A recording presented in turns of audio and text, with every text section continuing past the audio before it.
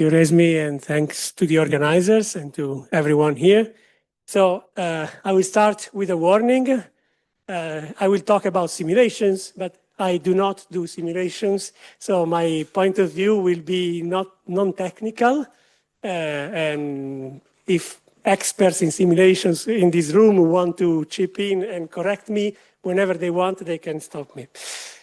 That said, so as an user, let's say, as one who looks at the results of simulations, I think that numerical simulations are fantastic tools to understand nonlinear dynamics and equilibria, to visualize consequences of initial conditions, like what happens if the system starts out like that, what are the consequences, to inform my analytical models of what is the best geometry to assume, or to compute calibration constants that are not computed in a simple way analytically. But I also know, and I've been warned many times, that numerical simulations have limitations. And clearly the most obvious one is what is the grid size of your space-time, what is your space-time grid size, what is its resolution.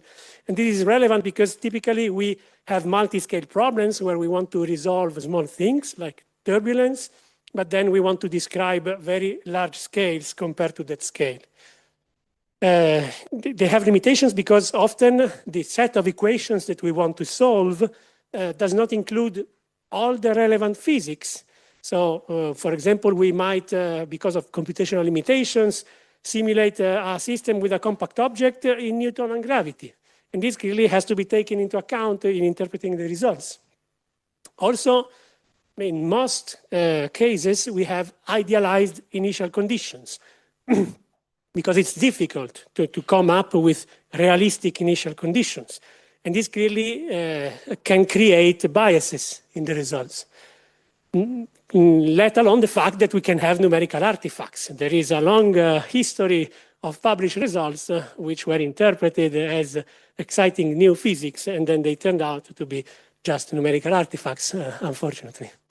And all of this contributes to make the interpretability of simulation results not always obvious. So we see a behavior and we have a complex simulation with many ingredients, but it's not always very easy to tell which ingredient drove this behavior, and let alone the fact is if this behavior is realistic.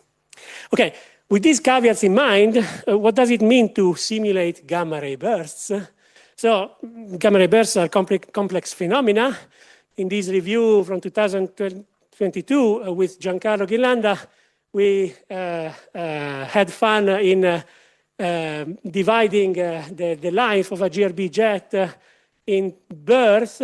So when the GRB jet is launched by the central engine, which is the result of some progenitor, at least we have at least two types, as you know, and its infancy, which is so when the initial phase of the central engine, and then its childhood when the jet propagates through the vestige of the progenitor, forming the cocoon, up to the adolescence, which is the breakout when the first observable signals of the jet may come out. And then adulthood when the jet internally dissipates and produces the prompt emission, and seniority when it deposits its energy in the external medium and drives the external shock, which produces at least part of the afterglow that we see. So, and each of these phases can be investigated through simulations, and each of these phases requires different techniques, different approaches, and has different limitations.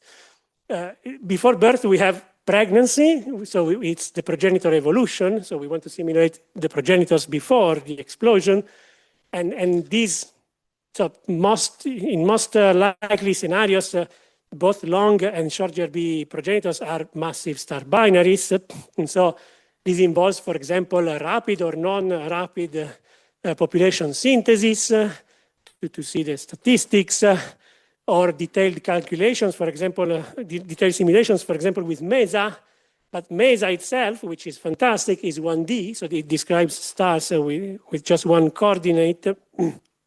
And the physics inside is not fully understood.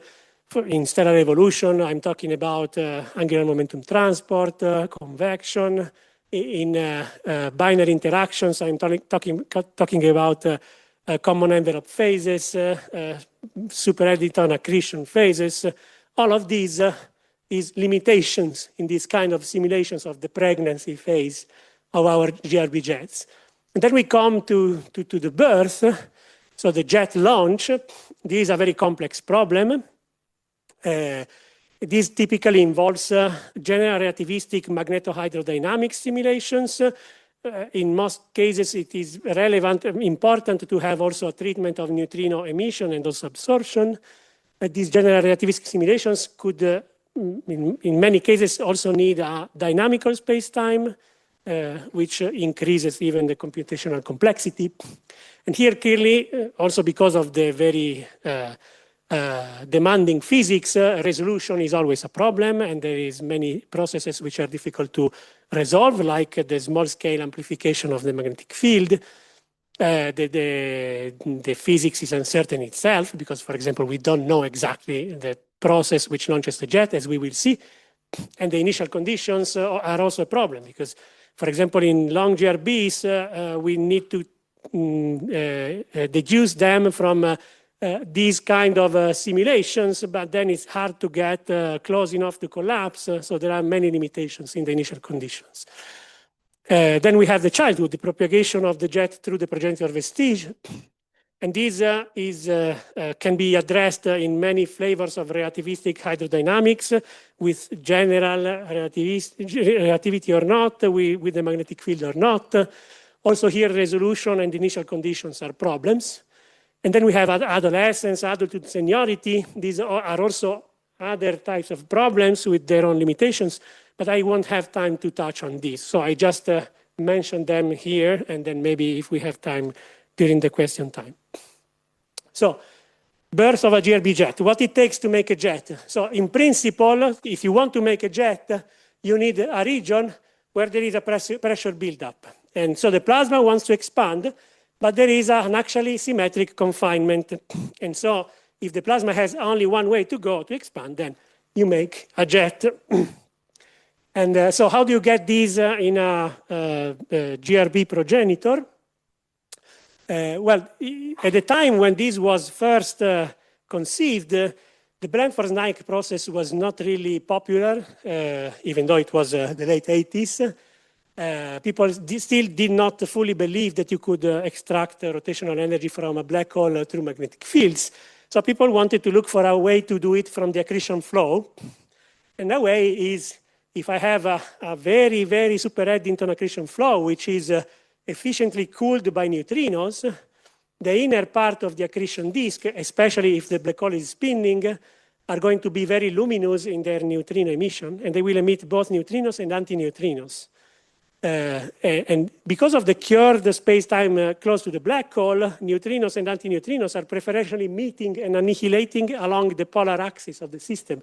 So they are depositing their energy in this region, and this happens to be confined by the winds of the disk.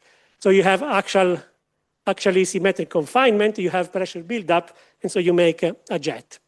And this has been also simulated in the early 90s for the first times, and also recently, and we will see something about these simulations. Then we have the Blanford-Nike process. You have a rotating black hole with an accretion disk. The accretion disk is endowed with a magnetic field with a large-scale poloidal structure. And some field lines sit on the accretion disk, but also thread the horizon. Because of frame dragging, these poloidal field lines are twisted, and at every twist, you have one more of these loops, and these loops have a net upward pressure. And also you have the large-scale structure, which gives you the actually symmetric confinement. So again, we have the ingredients to make a jet. Last but not least, a possibility is that we do not have a black hole, but instead a highly magnetized proto-neutron star, a protomagnetar. Here again, the magnetic field lines can get twisted because they sit on the surface of the neutron star in this case. Either accretion disk or even just the winds, the equatorial winds from the proto-neutron star can provide the confinement. And so you might be able to make a jet, or probably you can make a jet in this case. So what do simulations tell about these mechanisms and how plausible they are as jet launching mechanisms in GRBs? So simulations disfavor generally the neutrino-antineutrino annihilation process. And this is because essentially the luminosity of the outflow that is produced, which is successfully produced, is too low.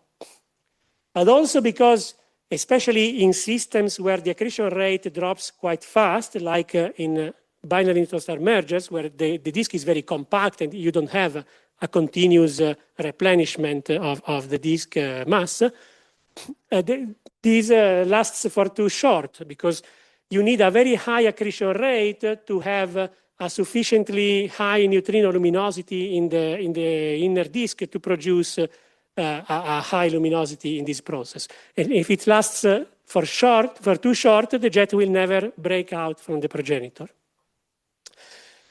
All these limitation in terms of luminosity and duration can also be cast in terms of accretion to jet energy conversion efficiency. And the most recent simulations from Kawaguchi et al. 2025 quantify this as something between 10 to the minus 6, 10 to the minus 5. So this fraction of the disk mass goes into jet power, jet energy. And this is too low compared to GW17 or 17. This can be compared with this, let's say, mostly observationally derived estimate for this system, which tells us that the efficiency in this system is instead between 10 to the minus 4 and 10 to the minus 2. What about the protomagnetar? This, I would say, is unsettled. There is quite a strong push by part of the community and part of the community which wants to dismiss it. So there is some people who consistently show that proto-neutron stars in post-mergers, for example, but also in collapsing stars, do produce outflows, but they are not relativistic enough, not powerful enough because of the baryon loading problem. Mainly the argument is that a proto-neutron star is going to have a very strong baryon loaded wind, and this is going to pollute this region. And so this is never going to be light enough to accelerate to high Lorentz factor. And then there are some simulations, like this recent set of simulations by Desai and collaborators, where instead they seem to show that at least with some idealizations, a proto-neutron star is going to have a low density polar region where you can deposit sufficient energy, and especially you can have a very highly magnetized outflow, which can accelerate up to Lorentz factors of 100 and so. But this is not settled. What should be then the preferred mechanism is Blanford-Znaeck, and simulations typically show that the Blanford-Znaeck mechanism not only works in collapsers and in post. I explained the Blanford-Znaeck process a few slides ago. Please don't ask me to do it again. It is this one.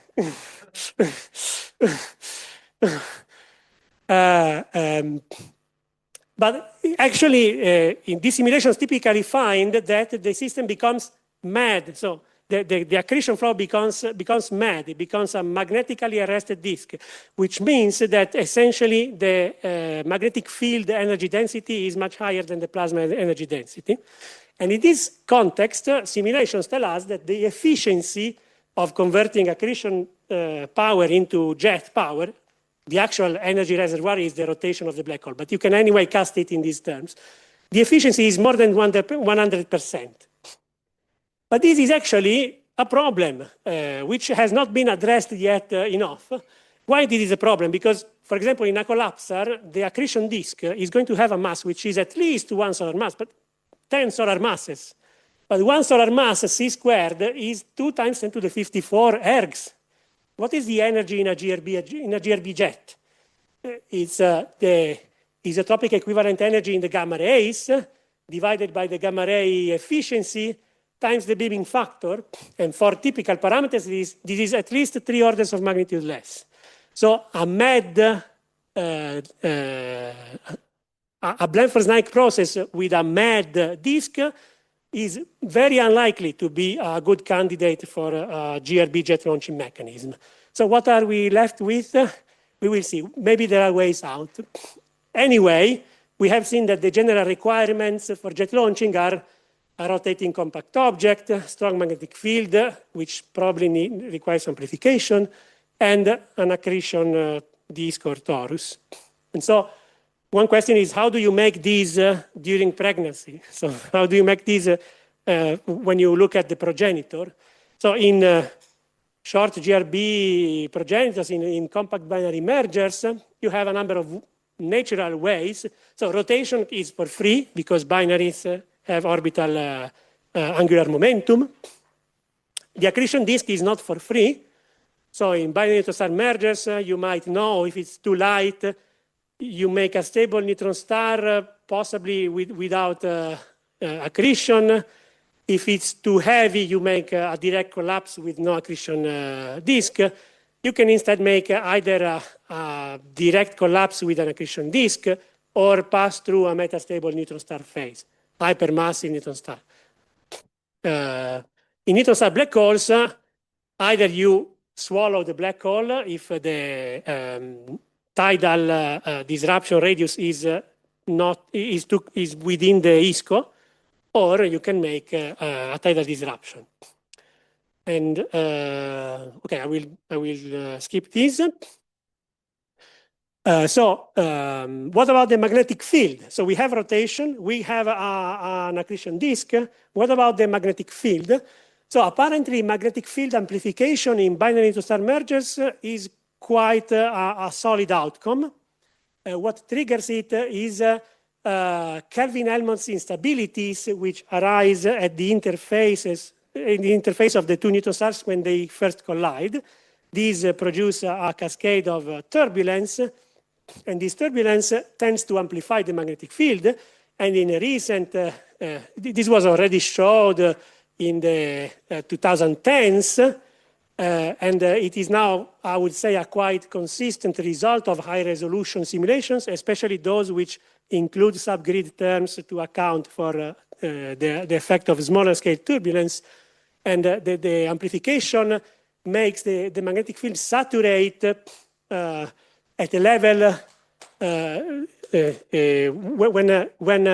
the power in the magnetic field becomes, in the magnetic field, low wavelength turbulence becomes comparable to the power in the kinetic turbulence at low scale, which means for these systems typically 10 to the 50 ergs in magnetic energy, and which also translates into 10 to the 15, 10 to the 16 maximum magnetic field strengths.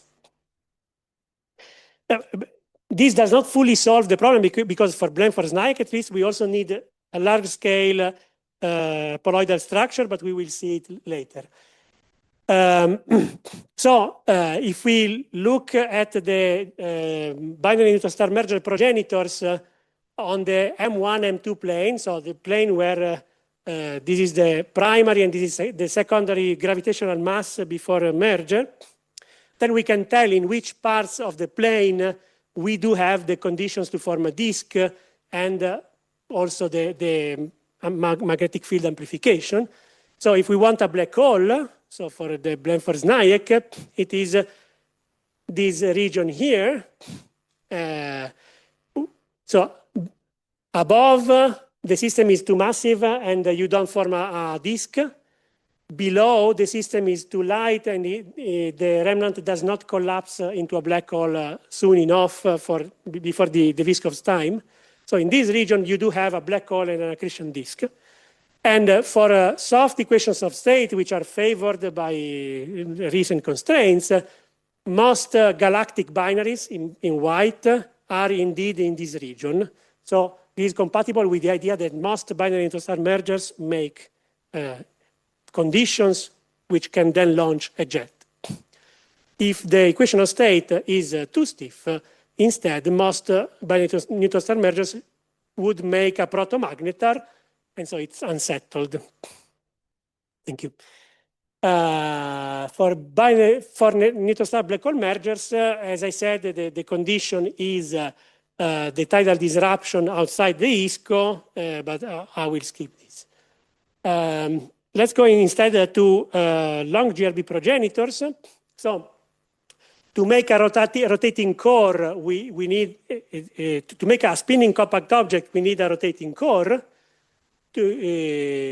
To make an accretion disk, we need a rotating envelope with a specific angular momentum, which is above the specific angular momentum of the innermost stable circular orbit. This has been already said many, many times, starting from the early 2000s. And so in the early 2000s, this was not a big problem for stellar evolution results because people usually assumed inefficient angular momentum transport. But now, more recently, we know that angular momentum transport in stars, in massive stars, must be efficient. And we have a lot of evidence, which I'm not going to summarize. And so the winds of a massive star are going to slow down the whole star, including the core. And so this is a problem which tells us that long GRB progenitors must be low metallicity, so that they have weak winds, and maybe they also undergo a chemically homogeneous evolution. And this is consistent, chemically homogeneous, which prevents going in a red supergiant phase and losing all the angular momentum in that way. And this is actually consistent with the fact that we observationally find a cutoff in the metallicity of GRB galaxies and environments. And possibly also binary interactions are going to help because we can have tidal spin up or spin up by mass transfer, by stable mass transfer. And these could also work at higher metallicity. We have an example of this in this simulation by Brielle et al., where with MESA we simulated a series of massive stars at solar metallicity, and we had cases where the stable mass transfer, especially from the secondary to the primary, not much before collapse, did indeed yield a highly spinning progenitor, and so a collapsed progenitor in this kind of system, so even at solar metallicity. What about magnetic field amplification in the long GRB progenitors? So people often use the argument that the seed magnetic field in the core of the star is going to be amplified by flux freezing when it collapses. This is probably true, but this is predominantly toroidal, and also this amplification is probably not enough for typical magnetic fields in star. So if we want strong enough and poloidal magnetic field, we need more. And so a recent set of simulations is showing that probably a dynamo mechanism is taking place in the collapsar accretion disk, and this dynamo mechanism is turning the seed toroidal field into magnetic field loops, which are advected to the central to the black hole, and then they activate strong jet launching. And this can actually be a way out of the problem of the too efficient Blandford-Naik mechanism that we have seen. If you need time to amplify the magnetic field and to organize it to large scale, this means that all the matter that you accreted before does not count in this efficiency calculation, and also that probably you never reach a fully mad regime, and this can help. Another thing which can help, obviously, is if the black hole is not spinning too fast, because the Blandford-Naik power is proportional to the second power of the black hole spin. How much time do I have? Okay. Okay, so very quickly, childhood to adolescence, so jet propagation and breakout. So historically, this part of the evolution of the jets has been addressed in essentially by taking initial conditions as, for example, the result of stellar evolution calculations, and this gave you the profile, the density profile, and then people injected jets manually into these profiles. And so what happens? So clearly this is nice because you can explore how the jet parameters yield different results of this propagation. Clearly, it is not nice because the jet is not self-consistent. So no one knows if the properties that you gave to this jet match those which this progenitor is really going to produce in its central engine. And so this lack of self-consistency can be addressed by trying to evolve self-consistently the system from the start. So for stellar evolution calculations, we are still in the infancy of these. For binary neutron star mergers, it's a little bit easier, let's say, especially with this kind of handoff approach where one simulates in generativity the merger, then it maps these in the grid of a code with a statical space-time for the jet launching, and it maps the jet results into a grid of, without generativity, but a larger box for the jet propagation. This is a kind of a handoff approach, and you will see that Emma Dreas will talk about this kind of approach for binary neutron star merger jets. For collapsers, especially, actually, a very interesting new avenue, which was opened thanks to GPU accelerated codes, is that of simulating in GRMHD the whole process from jet launching to jet propagation up to breakout and even up to the photosphere of the jet. This has been achieved by a number of groups, including Agnieszka's. And Antonius, I think, will also talk about these, and also some of his simulations did succeed in this kind of endeavor.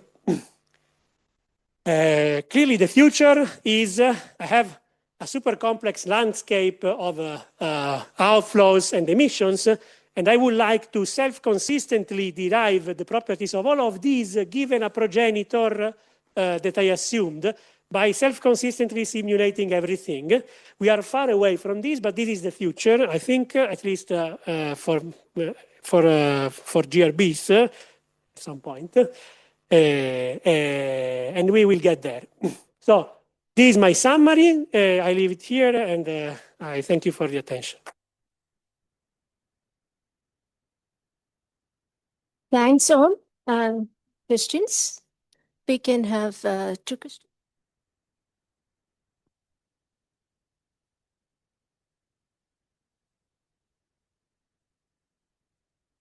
A very nice summary of the field. Not a question, just a comment about the high efficiency that you mentioned for the Blanford-Zerniak jets.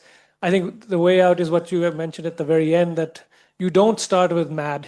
Okay, so most of the literature now, if you look recently, everybody's starting as already a magnetically arrested disk. That doesn't happen right away, as you mentioned. So, and because we have a limited supply of accretion, mass is going to run out in a collapsar. So if it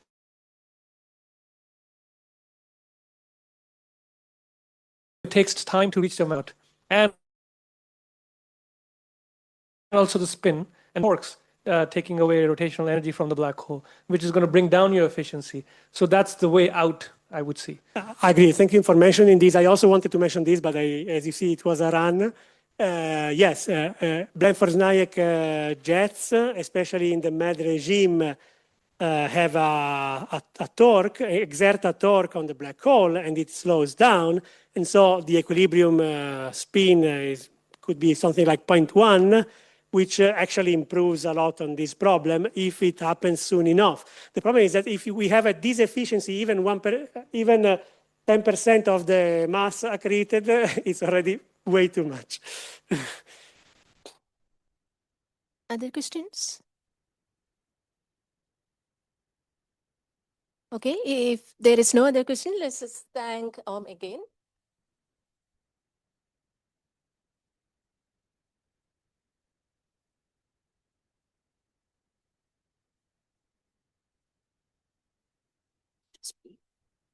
Give you a warning when you have 3 more minutes to 10 minutes have passed. Okay.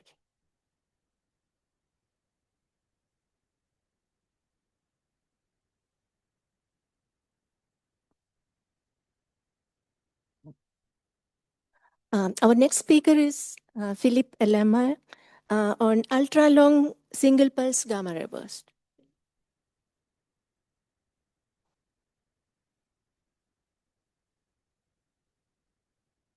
Hello. Yes, thanks. Hello, everyone. My name is Filip Alamaa. I'm a postdoc at KTH in Stockholm, and this is work that I did with my French collaborators when I was at IAP in Paris. So this is on single pulse ultra-long gamma ray bursts. So I'll get to what that is in just a moment. But first, so basically the duration landscape of gamma ray bursts, so we're talking prompt emission now, is changing in the last few years. So we didn't really know as much as we thought. For once, so this has been mentioned several times, there has now been convincing evidence of merger GRBs, which produce long gamma ray bursts. So we only thought that long gamma ray bursts mostly came from collapsars and the short one from mergers, but this doesn't really seem to be true.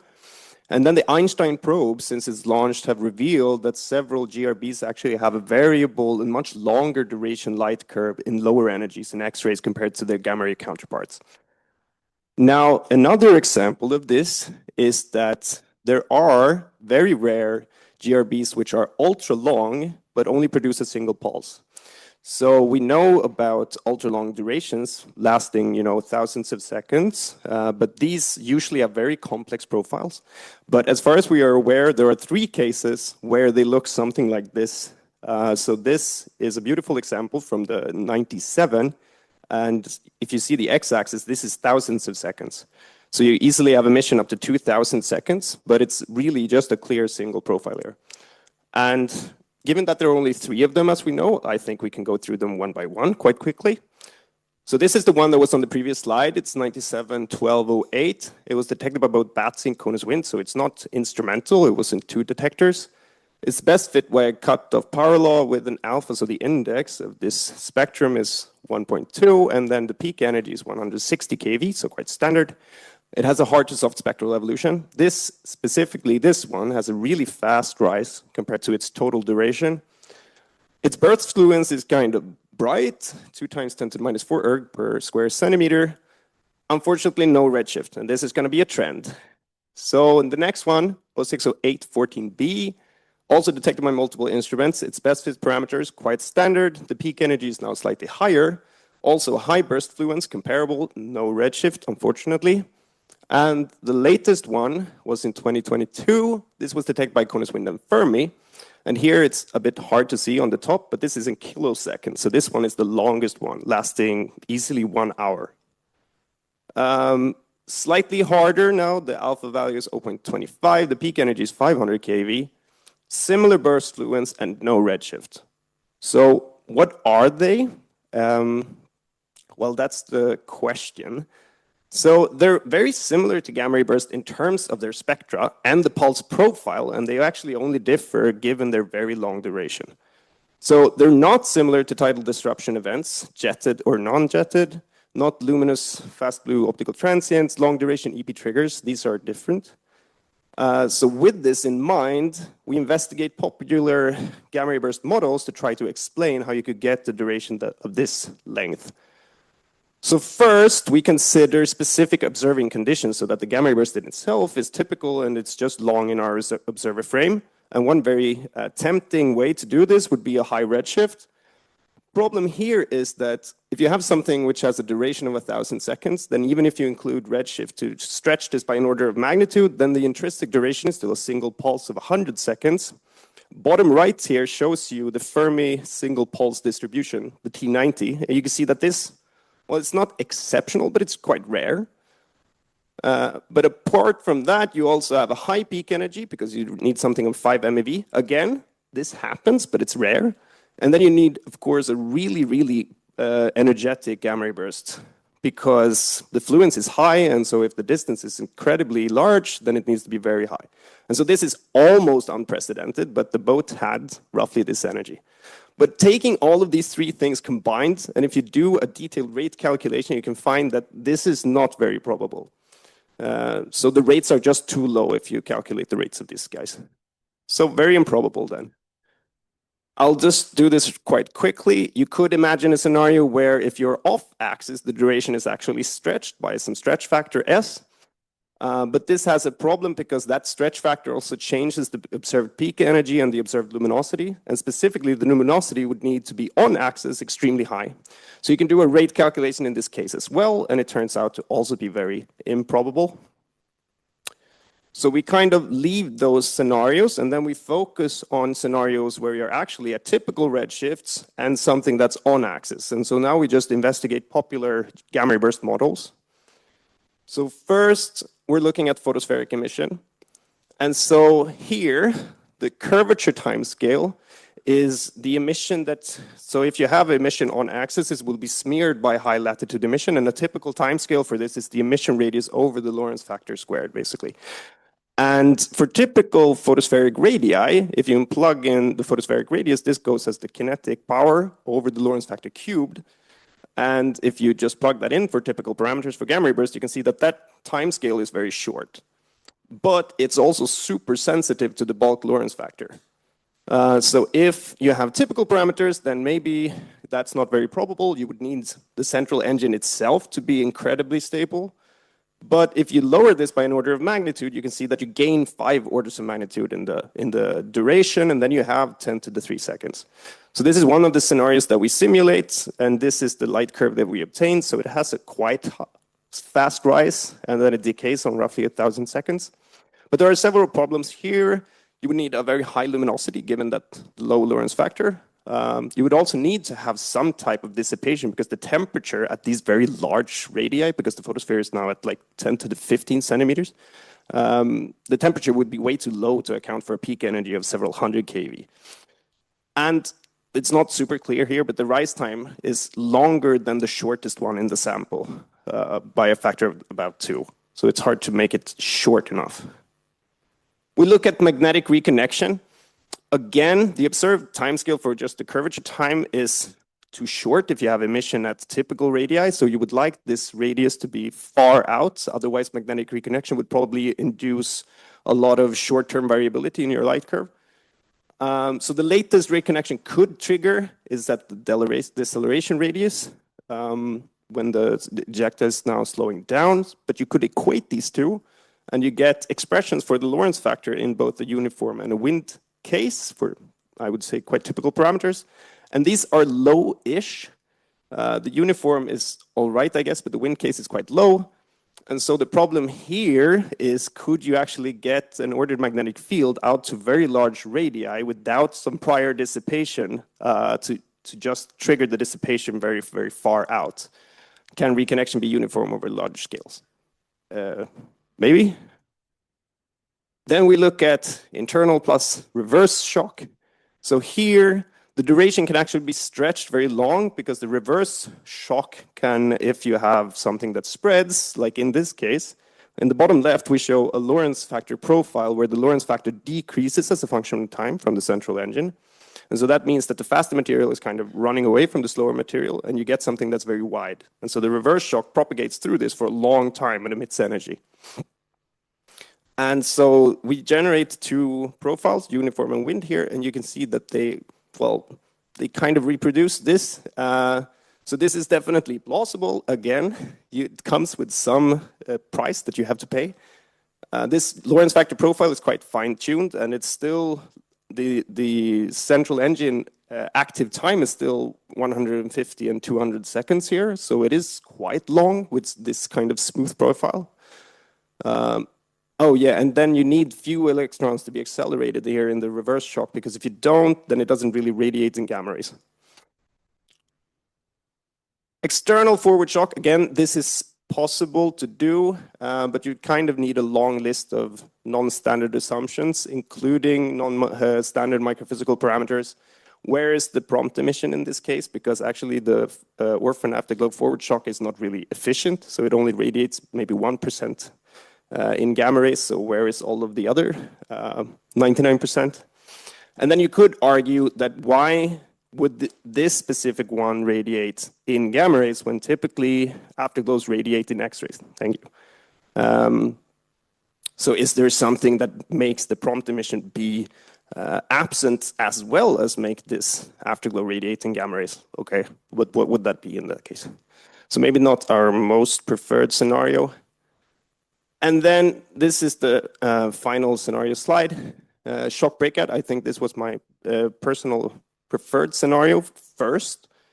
But the problem here is that the high peak energies makes a shock breakout scenario quite difficult. So there have been other suggested shock breakout which produce very long single pulsed emission, but these peak energies are like a few kV. And here we have something of a several hundred kV. So if it's shock breakout, it should satisfy this closure relation from Nakar-Ansari 2012. And so you can just plug in the observed time here and you get something for the breakout energy, which is a few times 10 to the 49 ergs, which is high. But you could also argue that it's not really high enough because given that the fluence is very high of these three guys, you can calculate the distance. And then all of the three would be the closest GRBs we've ever seen. So then all three would be record holders in distance. So that's the price you have to pay for this scenario, I guess. So the conclusions are this, that these single pulse ultra long GRBs are rare. The frequency is about 1 a decade. They're very striking. And the standard models that we try, they all face some more or less severe challenges. And of course, if we could detect another one and get a redshift measurements from, say, SVOM, that would really, really help in determining what these could be. So thank you very much. Thanks, Philip. We have quite some time for a Q&A session. Yeah, just remind me, these guys don't have any afterglow? No, this is it. Potentially, okay. Let's see something. Why not? Just to... So they, for some reason, they have been given very little attention. So I think, I mean, the rate of observed events are 1 in a decade, but the intrinsic rate could be much higher because most detectors that we have are not really tuned to finding something that triggers over such a long time scale. This is why CONUS Wind has been involved in OL3, because that's much better at detecting something over with a large window of detection. So yeah, the data quality that we have is not really good, which is also why I show spectrum and stuff like this for time integrated, because there is no time resolved information available. I had a question about your last idea, the shock breakout idea. I mean, what is the localization? I mean, you'd see some nearby galaxies if it was actually within 30 megaparsec, right? I mean, our catalog is pretty complete. So you mean how well are these guys localized? Are there any nearby galaxies in the gamma ray localization? I could check. I don't think the localization is great, but we could have a look.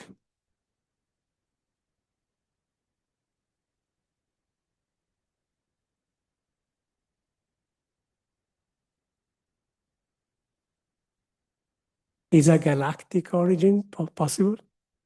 Yeah, maybe. What are the? I don't remember the directions of this. I mean, Frederick is in the audience, but possible. But then it's still some type of new transients that resembles gamma ray bursts in their spectrum and light curve shape, right? But then are something else. But yeah, all our GRB models require some non-standard assumption, which, to be fair, could be because it needs to be something non-standard, right? Because they're rare. So if it was standard, then they would not be rare. I think most other very long GRBs do not have cutoff power of spectra, but instead band spectra, no? Yeah, no, this is probably true. But then also these spectral analysis is like 1,000 seconds of time integrated, which so it's, you can take this with a grain of salt. Go ahead. Hi, thanks for the talk. Maybe I have a naive question, but have you considered maybe that these very rare events might be coming from GRB progenitors that have, I don't know, more mass than what you usually expect for collapsar stars or something, and therefore that can be able to sustain emission as in GRBs, but for longer times? Yeah, so I mean, this is indeed possible, of course, but then they would still fall within one of the prompt scenarios that we investigate. So it's still like this whole analysis, let's say, still applies. You could argue that if the central engine itself is very, very stable and kind of produces this behavior in and of itself, but then you need some type of emission mechanism that doesn't ruin that, right? That doesn't inject short-term variability on top of that light curve. Okay, we have two quick questions. This is so interesting. I'm building off what I think it was who asked that question about, like, could it be galactic? As someone who doesn't know about prompt emission, how do you differentiate between like a light curve that looks like this and some like magnetar giant flare type thing? So magnetar giant flares are usually way shorter. I mean, the timescales are much, much shorter, right? Like 10 seconds sort of thing, or Even shorter, right? Okay. Because they're confused sometimes with short GRBs, so less than 2 seconds. Oh yeah, I did know that. Last question. Thanks. Yes. Thank you for the talk. Very interesting. My question is regarding the optical afterglow. You said there is no afterglows, afterglow follow-up for these ones, but you did present some scenario on how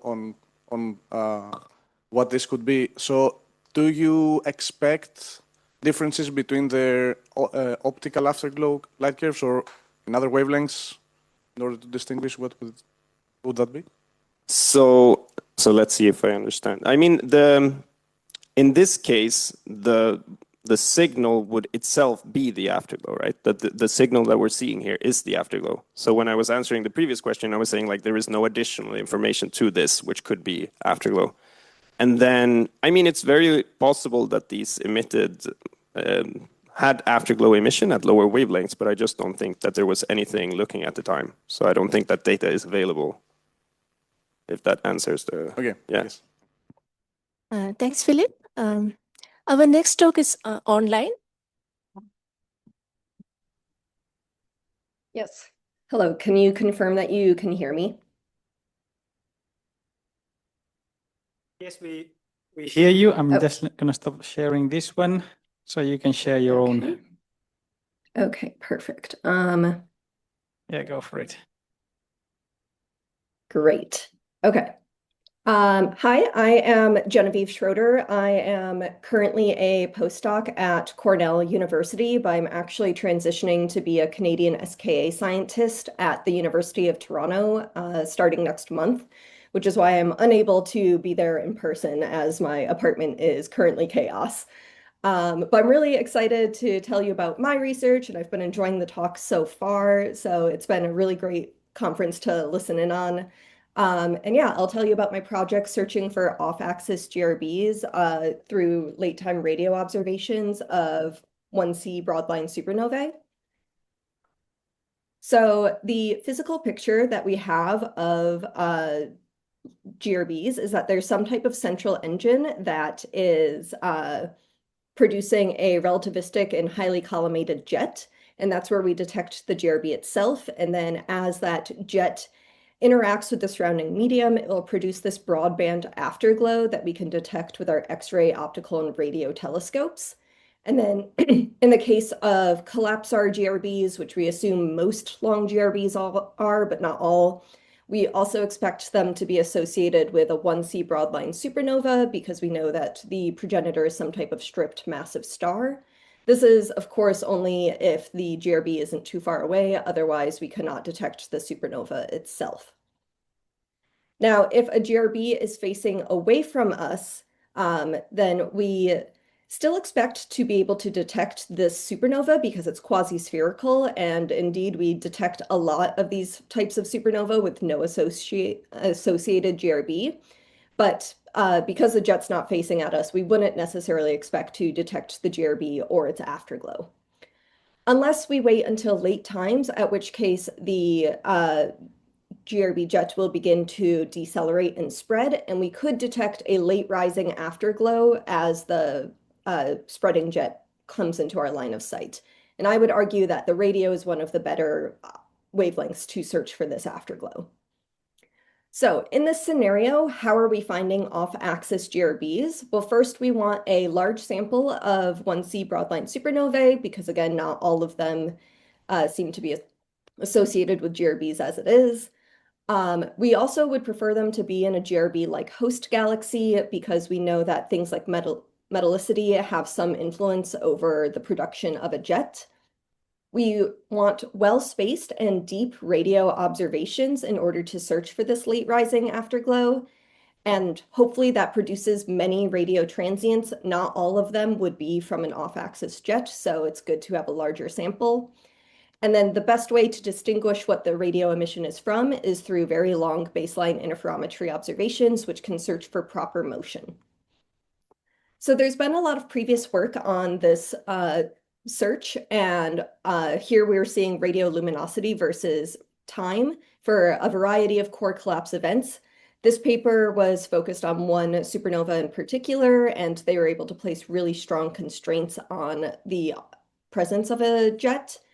And you can see here that there have been quite a few radio detections, but again, this emission might not be from an off-axis jet. It could also be from circumstellar material interaction and pulsar wind nebulae, which is why VLBI is the best way to distinguish these scenarios.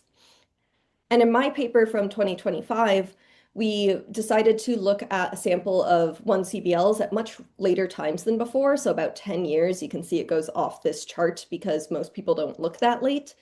And this is from the Palomar Transient Factory. And in this sample, all of the events had GRB-like host galaxies, which is really great. It implies that these 1CBLs come from very similar progenitors as GRBs. So out of this sample, we had 14 1CBLs that we got VLA radio observations of. 10 of them had previous targeted radio observations, whereas 4 of them had never been targeted at radio wavelengths before. And this resulted in 11 non-detections and 3 radio loud events. 2 of these we already knew were radio loud, and we associate that with CSM interaction. So that left us with 1 candidate jet. Now we want to compare our observations to some off-axis models. I used models from Firefly, which is produced by Ranadeep Dastidar and Paul Duffel. And here you can see those models at 30, 60, and 90 degrees off axis in orange, pink, and purple, and for 2 different energy density pairs. Previous radio follow-up of 1CBLs typically are able to constrain this 30-degree off axis model, but my sample at these later times is much better for probing the 60 degrees and greater off axis models. My candidate jet is PTF10TQV, which you can see here in the stars. And you can see that it is more luminous than all of our non-detections, which is great. It means it's unique among our sample. And it also has a very GRB-like fade rate, which we are excited to see. So we wanted to probe what off-axis models are consistent with our observations. We did this for both the candidate jet and the non-detections, but I'll only talk about the candidate. So here again, we have luminosity versus time on the left, and then on the right, we have density versus energy. And I basically took energy density pairs and determined which of them were consistent with our observations for these various off-axis models. And one thing I want to note is that we do have this degeneracy at high density. This is due to the fact that this one candidate jet is one of the 4 supernova that had no prior targeted radio observations. So we have no idea what the early time radio emission might have looked like. And all of the radio surveys are not deep enough to really probe this emission, unfortunately. So we'll never be able to break this degeneracy. But importantly, the energy that is consistent with our observations is around 10 to the 51 to 10 to the 52 ergs, which is very GRB-like energies. So this is a really great sign that this is still a promising candidate jet. So going back to this checklist that I made for the PTF sample, we had 14 1CBLs. That's not a very high or very large sample, but all of them did have GRB-like hosts, which is exciting. 10 of them had well-spaced and deep radio, which is pretty good, except again, our one candidate did not have earlier radio observations. And this technically produced 3 radio transients, but only one of them is still potentially consistent with an off-axis jet. So not the best numbers. And because our candidate is now 16 years old, we'll likely never be able to measure proper motion for this event. We did get VLBI observations to put some constraints on the source size, and those observations are like currently being analyzed. So moving forward, I think the best way to search for these jets could be the ZTF Bright Transient Survey. This is a flux-limited, unbiased, and spectroscopically classified survey, and it has about 91 CBLs to date, so that's a pretty large sample. And in my paper, I did suggest a optimized observing strategy, which you can see as these dashed horizontal lines, where you would want to observe between 10 days and 10 years with a well-spaced pattern in order to probe the full suite of off-axis models. The really great thing about the ZTF sample is that it is about the same age as the VLA Sky Survey. So for any events that don't have targeted radio observations, we can actually use VLAS in order to place constraints on these brighter off-axis models. And then once the DSA comes online, it will be really great for probing some of these later rising models as well. So it's an excellent sample to search for. And so I proposed with the VLA to do just that. I asked to observe 81 CBLs that were 1 to 8 years old, and all of those observations were taken in the spring. Only 20 of them had been observed before, so we really increased the sample, and I have approved observations for 13 more this fall. Here, we're again seeing some of these off-axis models and some previous observations of 1CBLs, as well as a few notable supernovae. And here's what the current results look like. We have 14 radio sources, which is very exciting. 6 of them are confirmed transients, whereas the other 8 need more observations to confirm variability.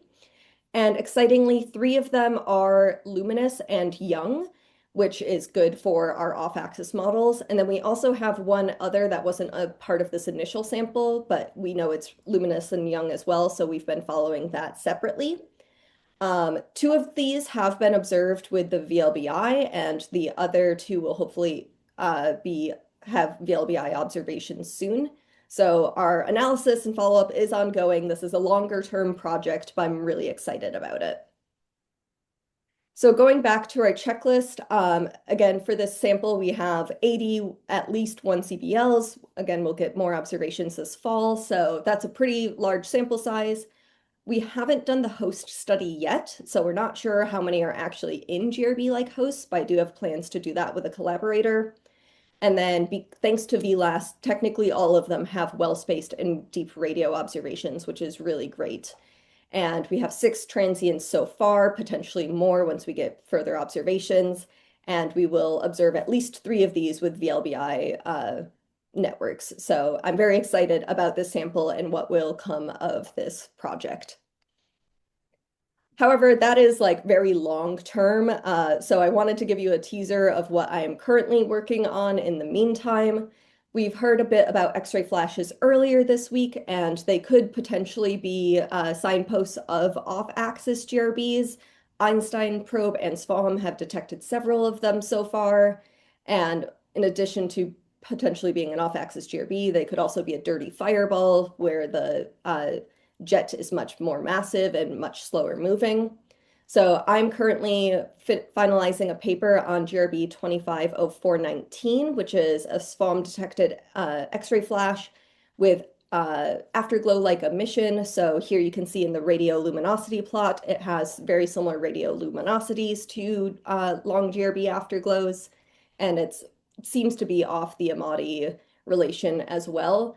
Not all XRFs have afterglow-like emissions. Some of them only have associated supernova. So this is a promising candidate, and I will be submitting a paper soon, so just keep an eye out for that.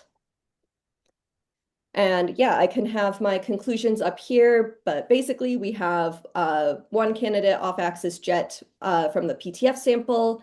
Our ZTF sample will hopefully produce a bunch more, and also X-ray flashes might be key to finding off-axis GRBs as well. So I'm happy to take questions. Thank you, Genevieve. Questions?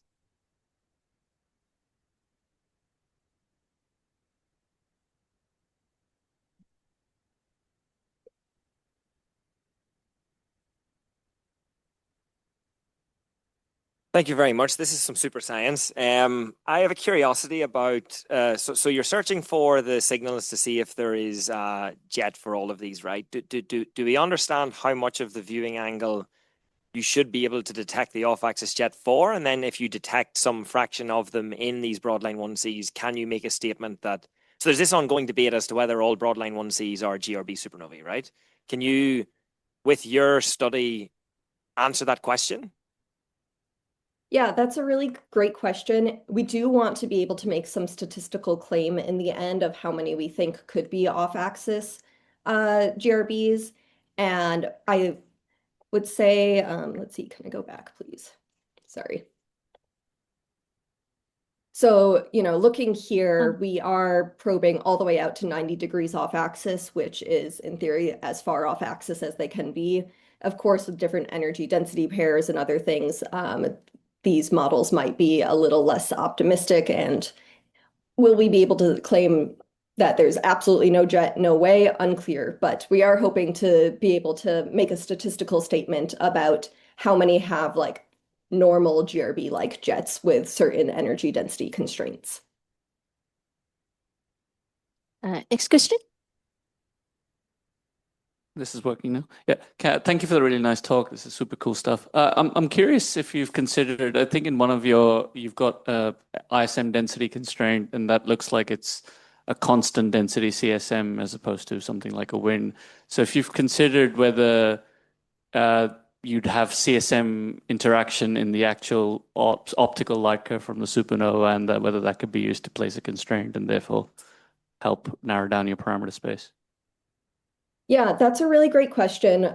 So we haven't done any optical analysis of the supernova themselves, but what we have been doing is for the exciting luminescent young ones, we have been getting spectra to search for CSM interaction in the spectra of the supernova. So far, we haven't seen any obvious signs of CSM interaction, but that does not mean that that there is no CSM interaction. I think that's where the VLBI is really the best way to try and constrain this, because you can always hide a little bit in the spectra is what I've been told.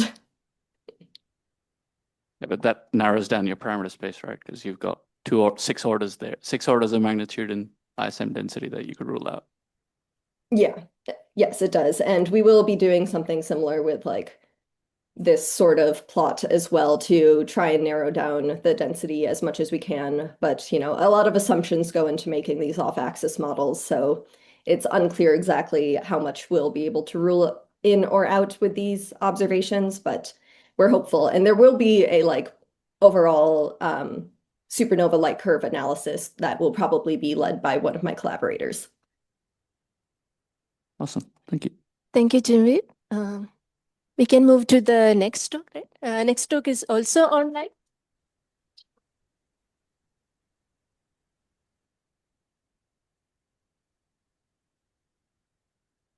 Hi, can you hear me? One moment. I shouldn't miss introducing you. Our next speaker is Emma Dreas on simulation-informed GRB afterglows, connecting MHD and jet propagation to the late-time emission. Go ahead. Thank you. Sorry for not being there. I am Emma Dreas, a PhD student at SISTA in Italy. I work under the supervision of Annalisa Celotti, Riccardo Ciolfi, and Sharan Salafia, and in collaboration with Andrea Pavan. And today I'm going to present you my work on connecting gamma-ray burst jet simulation with their afterglow emission. We all know that gamma-ray bursts are related to relativistic jets and that their progenitor are most likely the merger of two neutron stars or the neutron star and a black hole, or the collapse of a very massive star. During my PhD, I have mostly focused on the merger scenario as a progenitor and on the afterglow emission as the main emission mechanism, since it lasts longer and produces emission on most wavelengths of the electromagnetic spectrum. Together with my collaborators, the goal of this project is to compare the output of numerical simulation of gamma-ray burst jets with actual observation. The idea is to have a connection between progenitor physics, jet physics, and their observables. To do this, we mostly rely on numerical simulation, and we try to provide a complete end-to-end description of the whole system, as Om anticipated, by doing some sort of handoff approach. So we start by simulating the progenitor, so in our case, the merger of two neutron stars. Then we follow the jet evolution and its dynamics. And my work is mostly focused on following the late time jet evolution until it reaches a final configuration, and then use this information to predict the afterglow emission.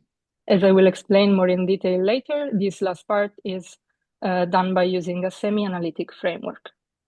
So how do we develop this end-to-end description? The starting point is a simulation of the merger of two neutron stars, which was performed by my supervisor, Riccardo Ciolfi. And in this case, is simulating a GW170817-like event in a general relativistic magnetohydrodynamic framework. However, this simulation is not long enough to follow the system until the central remnant possibly collapse to a black hole, and so we cannot see if it successfully launched a relativistic jet. So the approach that it used in this work is to use the last output of the Maidani merger simulation as an initial condition for then manually injecting a relativistic jet. In the plot in the up left, you can see a 3D rendering of this merger ejecta that is our initial condition in terms of mass density and magnetic field line.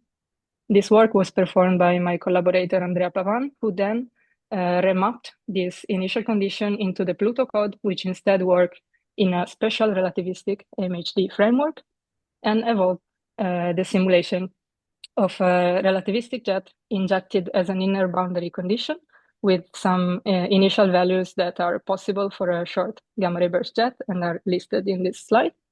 And this simulation is evolved for 3 seconds after jet launching in a spherical grid. In the plot on the right, you can again see some 3D renderings in terms of mass density and Lorentz factor of the evolution of these high velocity jets that is making its way and finally detaching from this very dense post-merger ejecta. This last snapshot at 3 seconds after jet launching is the starting point for my own work on modeling the late time evolution of the jet and connecting with its electromagnetic emission. However, the afterglow emission is expected to take place at scales that are very distant both in space and in time from the origin of the system.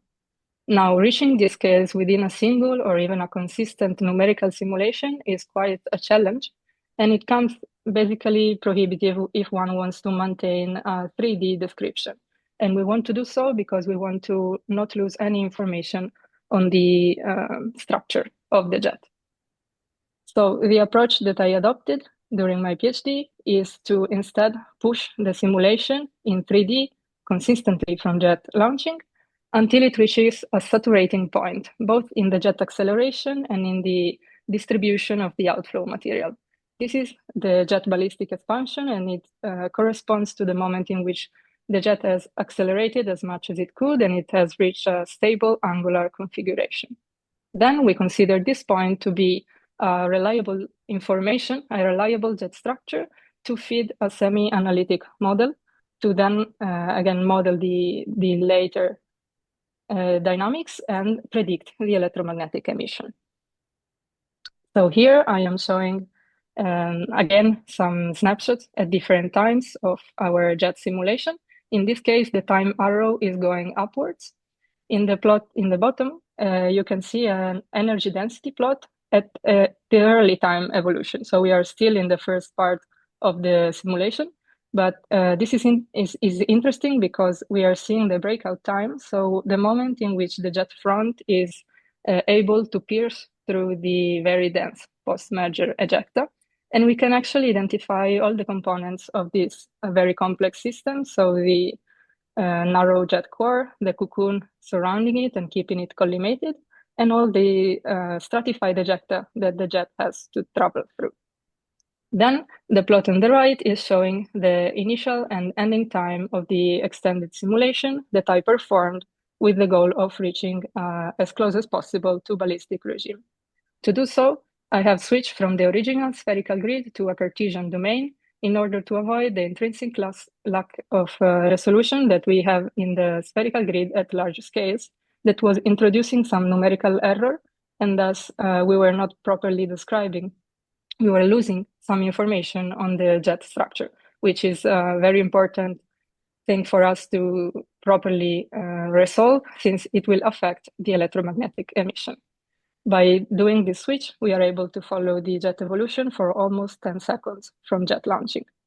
Looking at the plot at 3 seconds from jet launching, we can see that by evolving in such a realistic environment that is not uniform, not homogeneous, the distribution of the outflow material is quite complex itself. Specifically, we notice that it lacks of axis symmetry, is not compatible with a top hat or Gaussian jet structure. We also observe that the actual jet axis presents an offset from the initial injection axis. And we also observe a significant stratification in terms of energy and Lorentz factor. All of these are indication of a strong interaction between the jet and the environment at early times. Next, by looking at the uppermost plot, which is the end of the extended simulation, we see that most of the jet energy now resides in this region, which is a sort of section of a spherical cap that we indeed refer to as jet cap. And I won't go into the details of the analysis, but we observe by the end of this simulation clear indication of a saturating trend both in the jet acceleration and in the distribution of the outflow material. So we do not expect the jet to change, to evolve any further if we push the simulation later in time. So we did reach our first goal of obtaining a reliable jet structure to then proceed with the following analysis. So once we have this framework that is tested and functioning for a first test case simulation, my collaborator Andrea Pavan performed a suite of different jet simulation by varying the injection parameters. Specifically, he varied the injected energy, initial magnetization, and launching time. His work was devoted in looking how much changing these initial parameters affect the early time jet evolution. So its stability, the breakout time, collimation. While then I have applied the same framework that I just presented to evolve all of these jet simulation until an early ballistic regime and obtain the final jet structure. The goal of this was to see how much varying the injection parameters actually affects the different jet structure. And the following point will be to see how this imprints on the afterglow emission. So once again, once we have a reliable jet structure that we trust, we can do the next step in modeling the electromagnetic emission. To do so, as I anticipated, we rely on a semi-analytic afterglow model, specifically the one developed by Sharan Salafia and presented in Salafia et al. 2019, which allows the use for an arbitrary jet structure, so we are not limited to an analytical structure. And it will then model the following blast wave dynamics, jet deceleration, and eventually the synchrotron emission from relativistic electrons. And is then able to produce multi-wavelength afterglow light curves. An important point is that this model has been recently extended in order to take into consideration the full 3D structure. This is a very important point for our simulation, since I have showed you that they kind of lack of axis symmetry and they also have quite a complex structure. So these recent extensions allow indeed to not having to assume axisymmetry, and also to include the effects of having a radial stratification in the jet structure and energy, which again is a relevant thing for our simulation, and it has an effect on modeling the afterglow emission. So by doing this, we can produce afterglow light curves, multi-wavelength, and for different observing angles. For clarity, in this slide, I am only showing the radio band at 3 GHz for a non-axis observer.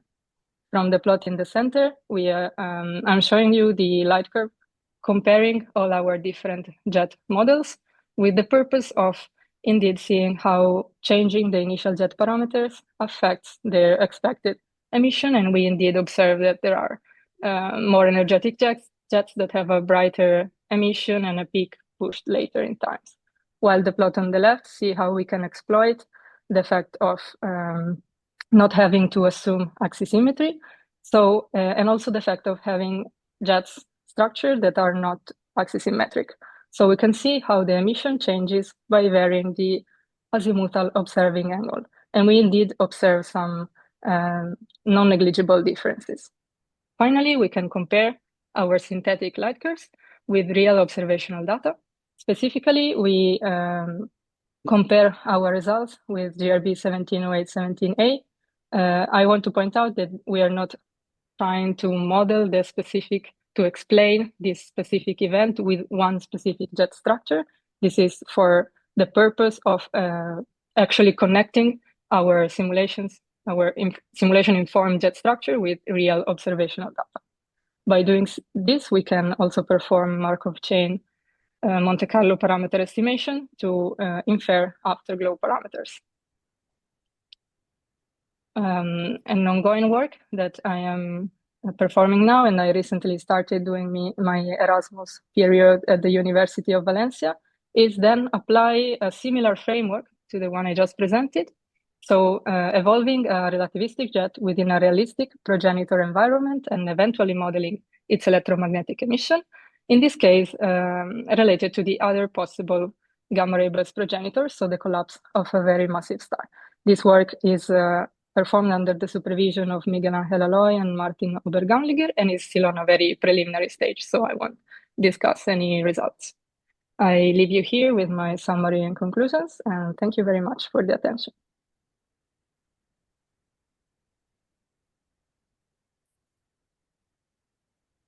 Thank you, Emma. Questions?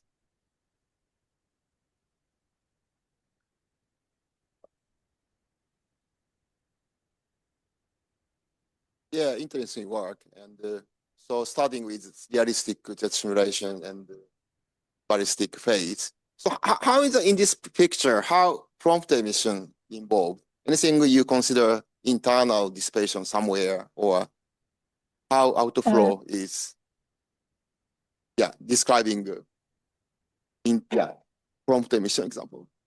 Yeah, for this work, the prompt emission is it's completely not considered because the simulation is it does reach a nearly ballistic regime, but it's still stopped before prompt emission is actually happening. So we are not considering it in any way at the moment. We are just going directly through all the way to the afterglow emission. Next question. Yes, I want to ask, how do you simulate the reverse shock of the afterglow? You mean for the afterglow modeling? Yeah, for the afterglow, yeah. Yeah, so I want to say that maybe it's better if answer this question since he's the main developer of the model. So I'm sure he will reply much in more detail than I can. Okay. It's Since fine. he's there in the hotel. Sorry.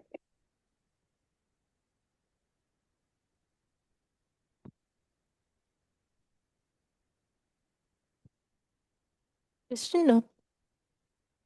Maybe good question. So the deceleration, so the emission only involves the forward shock in the model, and in general, given the velocity profiles of the ejecta, the reverse shock is going to be long-lived but very weak. So we do not expect a strong reverse shock, especially not if the jet is observed off axis. Okay, thanks, Emma, again. Thank Our you. next.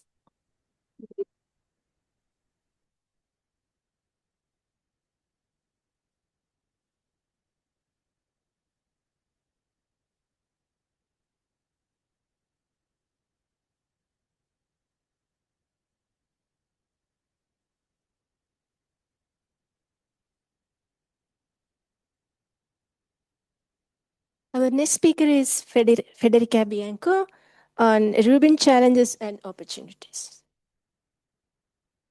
All right, thank you so much. My name is Federica Bianco. I'm at the University of Delaware, and I am LSST survey scientist for Rubin Observatory. I want to thank the organizer for accommodating my traveling schedule. My talk should have been on Monday. That would have been a much more appropriate session. So if you're here for the theory, this is not your talk.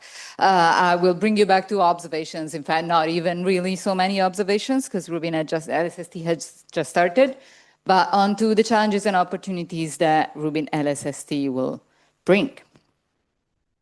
Okay. So I hope you heard. We have actually started the LSST last week on Monday 29th. This is a big deal. I hope most of you agree with me that it's a big deal. It's a big deal for obviously all the people that have worked on this survey for a really long time. We're talking about, well, I myself was involved for upwards of 10 years. We're talking about people that have been working on this for like their entire career, 3 decades or so. And this is the flagship survey of the decade for the United States National Science and Department of Energy, and for Chile, who's hosting the survey. The survey has started on June 30th. What does that mean? Well, first of all, I have this cool video. Thank you for letting me use my computer and show you my slides so I can show you this video. This was the first night of observing. So what you're seeing, obviously, is a map of the sky. And the observations are being collected over time. We observed for about 12 hours that night. Most of our early and late hours were obviously engineering time and not science time, but we covered a very significant fraction of the sky because we have a system that is capable of high resolution, large field of view, and rapid observations at the same time. So we covered 3,000 square degrees of sky with a single image and over 100 square degrees of sky with 5 images. Those are actually the dot that you saw at some point in the slides. We observed one of our 5 deep drilling fields, specifically ELICE SS1. We didn't have any targets of opportunity that night because nothing popped up. We would have observed them if they came out, because we do have a running target of opportunity program already. Okay, end of the video. Over the commissioning and science verification phases of LSST, LSST has been observing with the commissioning camera first and then with the LSST camera now for over a year. We have actually wrapped around the sky. So we actually do have LSST images for the majority of the footprint. That's a bit of an illusion. Most of those images are not yet science quality. We're still improving the quality of our images, particularly improving the performance of the active optics system. But we do, I think it's a pretty stunning thing to see that we are actually able to reach almost every place in our expected footprint. I hope you had seen the LSST first look images that we had released last year in April. This is not one of them. This is the Trifid Nebula. This is HST. And the LSST image looks like this. It's pretty cool, except it actually looks like this. Geez, I think you must agree with me, a lot cooler than the first one. Because we can take these wide-sky, high quality images. Okay, another eye candy. This is a coad of 678 separate images that falls just short of the number of images that would be in a full 10-year stack of LSST, which is nominally 800. Another eye candy for you, also a trick. This is not actually the image. The image is here. It's got so many things that we actually set up treasure hunts at the AAS and IOU meeting. So if you go to one of those, and like you can win prizes by finding specific objects in here. It's really hard. As LSST survey scientist, I did try that at AAS, and it took me a really long time to identify the selected object. People had fun with the first look images. Transient scientists had fun with the first look images. We didn't release them for science, so we didn't release FITS files or anything. They weren't calibrated for science. But people found transients in those already, and that was a lot of excitement. We then released on June 30th, 2025, the data preview 1. That is a collection of images collected with LSST ComCam. That's the commissioning camera. You might have heard LSST has the world's largest camera. We're on the Guinness World Record. ComCam is just one chip of that camera. So the performance, the specifications are the same, but it's a tiny field of view. And so the data actually that is already available actually corresponds to, I don't like this figure so much because it doesn't even correspond to the yellow dots. The yellow dots are the deep drilling fields, but that's a complete LSST CAM field of view. It corresponds to the circles inside of the yellow dots. So definitely not a massive data set yet. We talk about LSST as a movie, the largest movies of the sky ever made. So think about this as the trailer of the movie, if you wish. People had done real science, though, on these data, including some people in the room. This is the identification of transients in the data preview 1 from Igor's group, from James Freeburn. And you can see a lot of objects, AGNs, galactic variables, including obviously new detections.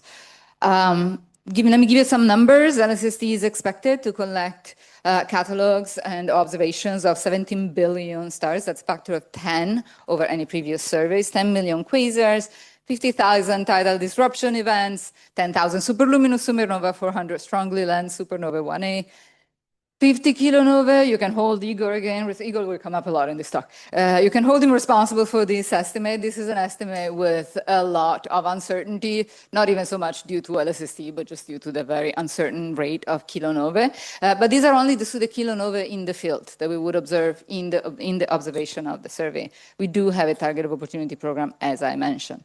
10 interstellar objects. We already are up to 3, of which 1 has been observed in LSST already. That is outdated where it says 2. Who knows what they are? And the thing that most excites me is the capability of discovering new physics. Every time we expand the discovery space, we do find things that we didn't expect. Let me call them true anomalies. And I'll get back to this at the very end of the talk. We actually have started delivering alerts, so time domain science, bread and butter data product, before we started the survey itself. We started delivering alerts in February of this year. This was a press release. This was not the press release. This was the the Sky News article. I really like the graphic, so I popped in here. And on the first night, we delivered 800,000 alerts. And we have steadily increased the number of alerts that we produce and the frequency at which we produce alerts. So an alert is an alert packet about anything that LSST detects having changed from templates to 5 sigma or more, and we include the PSF of the objects, if we have them, like if we have historical data on that area, as well as a number of morphological and neighbors parameters. Today, we have delivered, last night it was 1,299. Could have been over 1,300, but not last night. If I looked probably tonight, it would be over 1,300, of which 940 alerts in the last month. So we're really ramping up the number of alerts that we delivered. As I mentioned, alert is a packet that contains information as well as your triplet images, science, difference, and template, a reliability score, which that part of the pipeline has actually been written by my student, Tatiana Siracuellar. The way we deliver the alerts is different from the way in which we deliver the rest of the data. The LSST data products are public to every scientist in the US and in Chile. And a very large number of people around the world have gained access to data rights at different institutions, including a law in France. by contributing in-kind contributions. So if you're in the US, if you're in Chile, you have access to the entire data set. If you are in an international location, you may have access to the data set. There may be scientists that have access to the data set. But the alerts are entirely public. So time domain science, of all the science that LSST will do, that really is the one that is most public and most accessible to everybody. The alerts are entirely public. They're delivered through the alert brokers such as Antares, Lassier, Fink, and Alerce, etc. Like I said, the alerts are already being delivered, but they're not delivered consistently. So we don't give alerts out every night. And a lot of people ask me why not every night and when do I get the next packet? So what we're limited by is the templates of the sky. We have covered the entire sky once, but we haven't covered it enough with enough images in all 6 filters to build templates so that we can deliver the alerts everywhere. So we're limited basically to a region that is a little bit like this one, a little bit more restricted than this one, in fact. We deliver alerts on the deep drilling fields. We deliver alerts on the footprint that was covered by CONCAM. In fact, this is the area where we either have templates or templates are under construction. When will we be able to deliver alerts on the full sky? Next year. Because now we're collecting templates, but as we collect templates, the fields over which we have collected enough images are setting. So we have the templates perhaps, but we still cannot give you the alerts until the next season. So really the templates that we're building now will be the ones that will enable the delivery of the alerts in year 2. And we are going to continue delivering data. So we'll deliver the data that has been collected up to a certain point in time, early this year, by CONCAM on a schedule that comprises July through October, December. More detail, come and find me if you want them. A key point for me, because I'm in charge of sort of leading this effort and for the time domain community altogether in LSST, is the survey optimization. We have 10 years, but how do we distribute the observations so that we can do time domain science? If we put all the observations for one field at the beginning and never look again, we won't get the long and persistent transients. If we spread them evenly, they're spaced out too much, we won't get the fast transients. So the Survey Optimization Committee is a committee that works in very close contact with the community, and the community provides the scientific impact. This is a sort of pioneering way to design a survey strategy. And over the years has contributed invaluable information to change the survey strategy. Most obviously, you see here with the footprint, but the cadence has changed just as much. In 2018, we had identified this problem that we didn't have coverage within night, really. We didn't have coverage within 24 hours of the same field. A lot of time domain science would really suffer from that, I don't have to tell you. And we have mitigated it in a number of ways. Primarily, we've introduced this rolling strategy where we observe half the field more intensely in 1 year, and then we switch to the other half of the field. We also have introduced the observation of a third image in the same night. The images are collected in pair in different filters. That gives us colors. And then for about 4% of the fields, we get a third image. That gives us a rate of change. I fought tooth and nail to get that 4%, so you can thank me later. And those things together have improved the performance on time domain science. Particularly, we measured it on kilonovae, Igor again. Because they're fast transients and they're the hardest to get for us, we have improved that performance by 62%. So that was a big achievement. Let me show you this map, heat map on the left. This is how the Survey Cadence Optimization Committee evaluates a potential survey strategy. On the x-axis, you have the potential survey strategy, and typically from the left to the right, those are older on the left and newer on the right.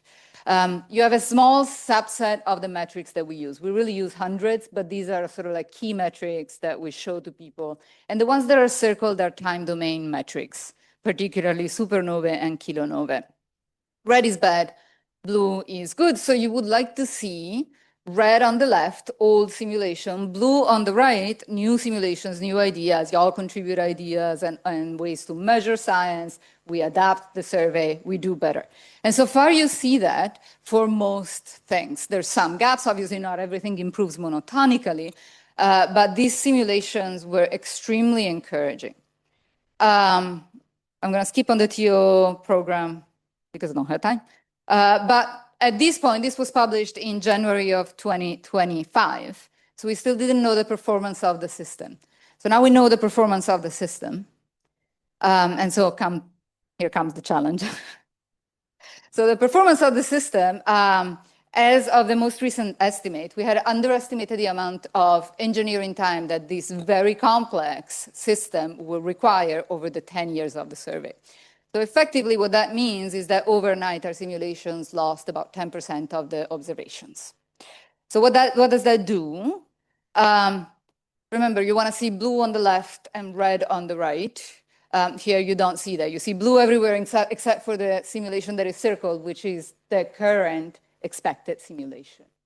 So we have lost performance on most things because we have lost 10% of the images, no surprise there.